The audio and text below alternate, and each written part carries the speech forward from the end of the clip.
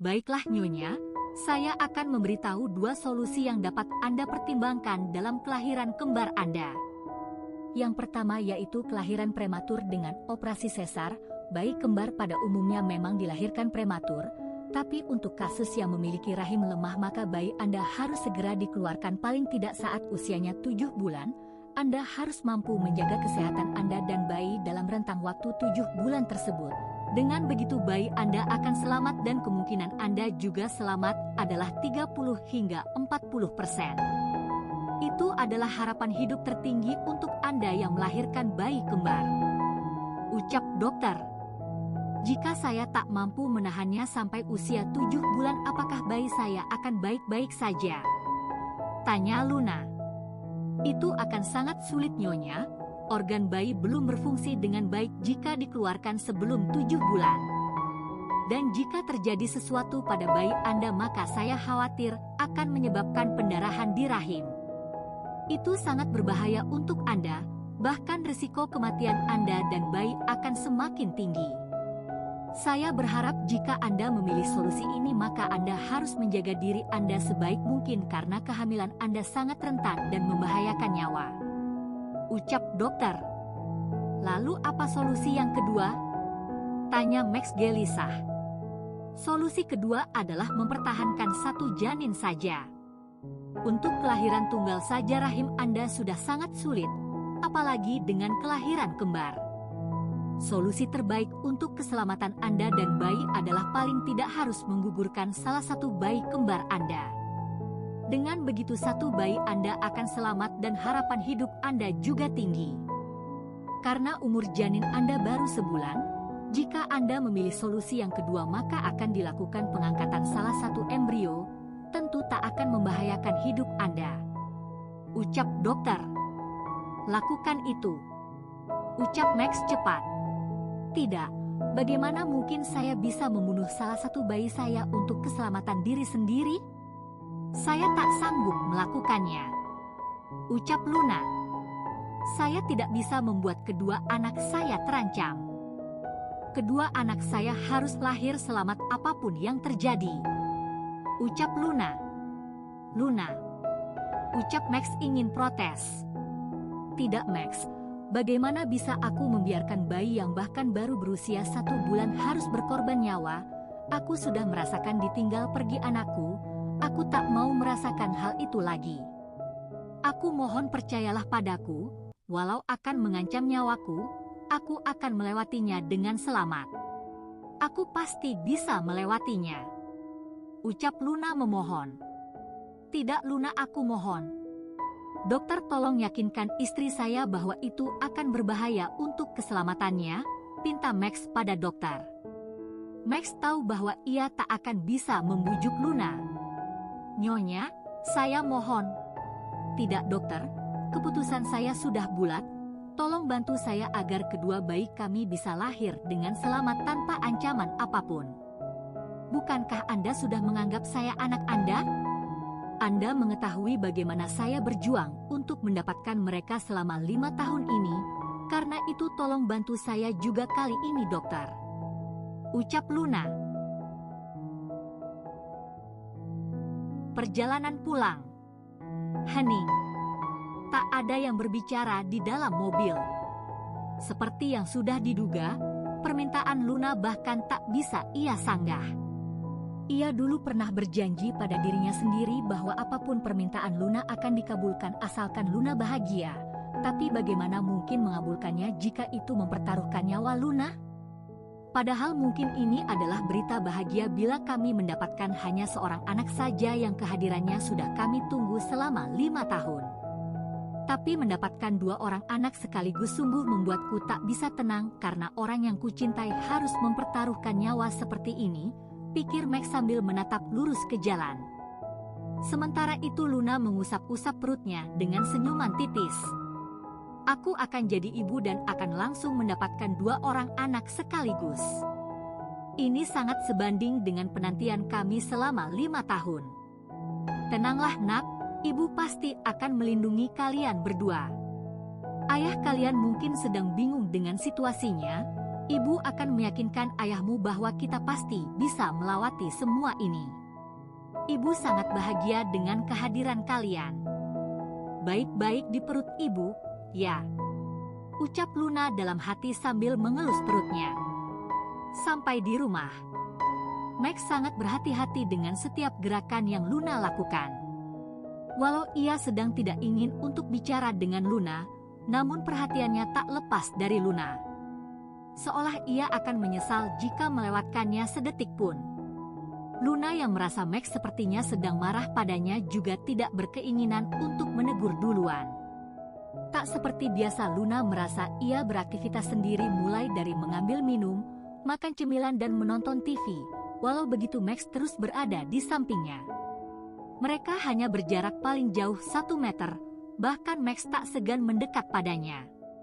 Luna mencoba mengabaikan keberadaan Max karena ia juga agak sedikit marah mengingat Max menyetujui kelahiran tunggal. Bagaimana bisa Max langsung cepat memilih solusi itu? Itu sangatlah kejam, walaupun Luna sadar Max memilihnya karena memikirkan keselamatan Luna. Tapi Luna tetap ingin marah pada Max karena dengan mudah mengambil keputusan mengorbankan satu anak mereka. Aku kekanak-kanakan tapi Max juga agak keterlaluan, pikir Luna. Luna bangkit dari sofa dan berjalan ke dapur, tak ketinggalan Max juga mengekor di belakangnya. Luna membuka kulkas dan mengambil buah apel. Luna lalu mencuci buah dan mengambil pisau. Luna hendak mengupas apel, namun sedetik kemudian pisau dan apel sudah ada di tangan Max dan Max langsung mencuci tangannya dan lalu mengupas buah tersebut. Luna mengerutkan alisnya agak kesal. Max merebut apelnya tanpa sepatah kata pun. Padahal persediaan apel sisa 1 dan ia sangat menginginkannya. Tapi kenapa Max langsung merebutnya seperti ini? Apakah ia semarah itu sampai merebut apelku? Padahal selama ini ia selalu mengalah, apalagi terhadap makanan. Ia rela memberikan semua makanannya padaku. Tapi kenapa sekarang ia merebut apa yang sangat ingin ku makan, pikir Luna kesal. Luna langsung berniat pergi, tapi Max langsung menahan tangannya. Apa? Tanya Luna. Max tak bicara, ia langsung menarik kursi di sampingnya. Duduk dulu di situ, ucap Max singkat. Tidak, aku tak mau, ucap Luna tak kalah singkat. Kenapa aku harus menunggumu mengupas apel yang telah kau rebut dariku? Ucap Luna dalam hati. Luna berbalik dan kembali ke ruang TV. Kali ini Max tak menahannya lagi, tapi Max masih tetap mengikutinya dari belakang dengan masih membawa apel yang belum selesai ia kupas. Apa yang sebenarnya ia inginkan? Tanya Luna melihat tingkah Max yang tak biasa. Max dengan telaten mengupas apel. Di sampingnya ada Luna yang asyik menonton TV. Max memotong apel kecil-kecil, setelah itu ia menaruhnya di piring tepat di meja depan Luna. Luna yang asyik menonton TV terkejut dengan tindakan Max. Ia melihat ke arah Max yang tadi ia acuhkan. Max duduk dengan menyilangkan tangannya dan menatap lurus ke depan. Jadi dia mengupasnya untukku, pikir Luna. Luna tersenyum tipis melihat tingkah Max. Sekarang ia merasa tingkah Max sangat menggemaskan. Max kesal padanya namun tetap peduli dan memberinya perhatian. Kalau tingkahmu semut ini kau tak akan bisa marah lama denganku, pikir Luna tersenyum tipis. Luna lalu mengambil apel tersebut dengan lahap dan ceria. Ia memakannya dan akhirnya menyisakan 3 potong. Luna melihat ke arah Max. Ia lalu mendekat dan Luna mencium pipi Max. Sontak Max langsung melihat ke arahnya dengan ekspresi terkejut. Terima kasih telah mengupas apel untukku. Sebagai rasa terima kasihku. Ini, buka mulutmu, ucap Luna menyodorkan sepotong apel di depan bibir Max. Max tak membuka mulutnya hingga Luna akhirnya protes. Tanganku pegal sekali. Aku tak akan menurunkannya jika kau tak memakannya. Biarkan saja tanganku pegal seperti ini, ucap Luna memprovokasi Max. Tak lama Max langsung segera melahapnya. dan Luna tersenyum puas. Lagi?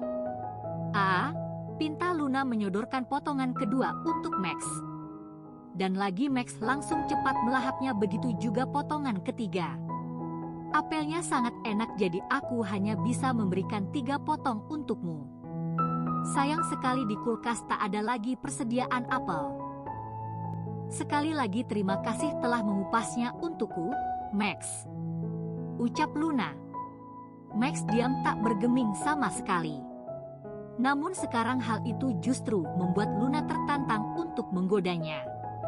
Lihat saja, akan ku buat kau bicara padaku, ucap Luna bertekad dalam hati. Setelah acara kesukaannya habis, Luna pun menggeser duduknya dan mendekat ke arah Max. Namun Max masih belum ingin menoleh padanya. Merasa gemas, Luna dengan santai langsung duduk di pangkuan Max dan melingkarkan lengannya. Kakiku sangat lelah berjalan. Bisakah bawa aku ke kamar? Aku sudah mulai mengantuk, ucap Luna beralasan untuk mendapatkan perhatian Max. Dan lagi, tanpa menjawab, Max langsung mengabulkan permintaan Luna. Ia menggendong Luna sampai ke kamar lalu membaringkannya pelan-pelan. Hoam, aku sudah sangat mengantuk, ucap Luna. Baiklah, aku akan tidur, ucap Luna melihat Max, namun Max masih belum ingin melihatnya. Luna mencium dahi Max yang baring di sampingnya. Selamat malam, Max. Mimpi indah, ini hari yang melelahkan untuk kita berdua. Aku berharap besok semua akan segera membaik. Aku juga berharap kau dapat menerima keputusanku. Maaf ya Max, aku tak bisa menyetujui saranmu, ucap Luna. Luna lalu kembali berbaring di tempatnya. Biasanya tanpa diminta, Max akan langsung membalas ciumannya dan mengatakan hal-hal yang menenangkan sebelum Luna tidur. Namun kali ini Max sepertinya masih kesal padanya. Baiklah, sudah cukup menggodanya, pikir Luna sambil menutup mata bersiap tidur. Aku tak berharap dia membalas ciumanku seperti biasa. Luna merasa ada yang mengecup bibirnya singkat. Siapa lagi kalau bukan Max? Luna membuka mata dan melihat ke arah Max. Aku mencintaimu. Mimpi indah, ucap Max lembut. Max lalu kembali berbaring di posisinya, namun kali ini ia menggenggam tangan Luna hangat. Loh, pikir Luna kaget. Sedetik kemudian Luna lalu tersenyum tipis. Ia mengubah posisi dan miring menghadap Max. Sudah kuduga kau tak akan bisa mengecuhkanku, pikir Luna. Ia lalu meletakkan tangan Max yang tadi menggenggamnya di depan bibirnya. Luna mencium punggung tangan Max sambil tertidur.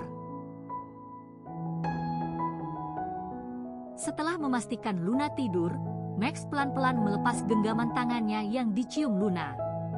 Ia lalu membawa Luna ke pelukannya dengan hati-hati. Max meletakkan dahi Luna tepat di bibirnya, sehingga ia tertidur sambil memeluk dan mencium dahi Luna. Tanpa Max sadari, Luna tersenyum tipis dalam tidurnya. Aku mohon tetaplah di sisiku, Luna. Pilihanmu yang lebih mempertahankan 2 anak kita membuatku sangat gelisah. Aku bahkan tak mampu berkata-kata padamu. Aku takut akan menangis atau bahkan akan marah jika berbicara padamu, makanya aku memilih untuk tidak bicara padamu sampai aku mampu menahan perasaanku. Luna, aku tak mengharapkan apa-apa selain berharap semoga kau berubah pikiran dan memilih berada sisiku. Siang hari, Luna membuka mata perlahan saat ia sadar rasanya sangat tidak nyaman. Sudah ada kompresan di dahinya dan tangannya juga sudah diinfus. Luna melihat jam dinding di kamarnya sudah menunjukkan pukul 13 siang. Aku kesiangan dan demam. Fiuh, Max pasti khawatir. Selain itu tenggorokanku. Luna terbatuk kecil karena tenggorokannya kering. Klek. Pintu kamar terbuka dan terlihat Max membawa baskom berisi air kompresan. Luna, Panggil Max segera mendekat lalu menaruh baskom di meja terdekat. Terlihat jelas ekspresi khawatir di wajahnya. Syukurlah dia sudah tidak kesal lagi padaku, pikir Luna. Ucap Luna serak. Tunggu sebentar, ucap Max. Max lalu mengambil air di meja dan meletakkan sedotan di sana agar Luna bisa minum dalam posisi berbaring. Luna pun minum dengan pelan. Setelah air masuk tenggorokannya, ia menjadi lebih lega. Terima kasih, ucap Luna tersenyum lemah. Ayo makan dulu, ucap Max. Kau mampu duduk? Tanya Max. Luna mencoba duduk tapi kepalanya sangat pusing. Tidak, aku tak bisa.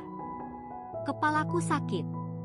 Maaf, ucap Luna. Tak apa, jangan minta maaf. Berbaring saja. Aku akan menyuapimu dengan hati-hati, ucap Max. Max kemudian menyuapi Luna sedikit demi sedikit. Kadang bubur sampai keluar dari bibir Luna dan Max dengan sigap mengusapnya. Apa yang terjadi padaku? Kemarin aku baik-baik saja, tanya Luna. Tadi pagi dokter mengatakan kau kelelahan dan banyak pikiran. Karena sedang hamil, imunmu juga jadi menurun, ucap Max. Begitu ya, ucap Luna. Luna pun makan bubur hingga habis. Setelah itu Max membantunya minum obat. Terima kasih, Max. Apakah keluarga sudah tahu kabar kehamilanku? Apakah kau sudah memberitahukannya? Tanya Luna. Max menggelengkan kepalanya tak semangat, matanya bahkan berpaling dari Luna. Melihat itu entah kenapa Luna merasa tak nyaman. Max, panggil Luna. Max pun kembali melihat ke arah Luna. Apakah kau tidak senang dengan kehamilanku? Tanya Luna pelan. Max diam tak memberi respon apapun. Begitu ya? Jadi kau tidak senang? Ucap Luna tersenyum getir. Bahkan sekarang wajahnya hampir menangis.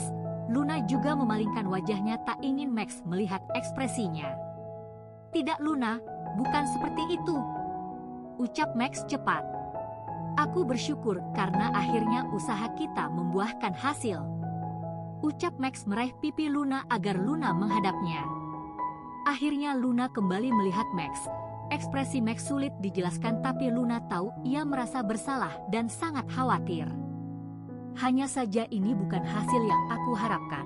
Bagaimana aku bisa senang saat tahu nyawamu akan terancam jika melahirkan anakku? Tanya Max. Aku tak ingin melihatmu kembali bertaruh nyawa, ucap Max jujur. Luna terdiam mendengarkan Max dan memperhatikan kegelisahannya. Max, percayalah padaku. Aku tidak akan meninggalkanmu, ucap Luna menggenggam tangan Max. Bukankah kita sampai ke titik ini karena kita percaya satu sama lain? Aku juga ingin hidup dan membesarkan anak-anak kita bersama. Sedikit lagi aku akan bisa mewujudkan mimpi untuk punya keluarga kecil yang bahagia.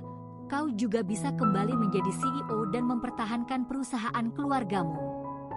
Tolong percayalah padaku Max. Tolong dukung aku karena tanpa dukunganmu aku tak akan bisa bertahan, ucap Luna meyakinkan Max.